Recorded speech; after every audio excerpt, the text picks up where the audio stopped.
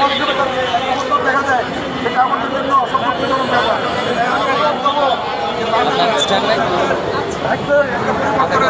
সেটা বিগত 17 বছর ব্রিটিশ সরকার আমলে সেটা করেনি। আমাদের এই 15 সালে যে পেজটা আমাদেরকে দিয়েছিল, আজকে 11 বছর চলছে, তার ব্যাপারে কোনো ধরনের মতামত ছিল না। আজকে আমাদের একটা সরকার পরিবর্তন হয়েছে, তারা আমাদেরকে আশ্বাস দিয়েছে যে আমাদেরকে পেজ কে দেবে। কিন্তু আমরা সেই পেজের থেকে বঞ্চিত হচ্ছি। কেন হচ্ছি, কোন ধরনের এখানে কাজের দৃষ্টি এবং চলে যাচ্ছে সেটা আমরা বুঝতে পারছি না।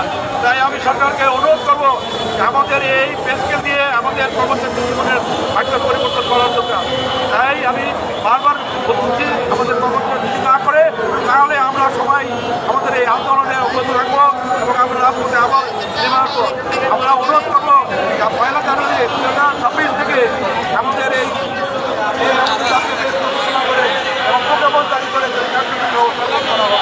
এরপরে আমি আমার বক্তব্য শেষ করছি। আসসালামু আলাইকুম। এখন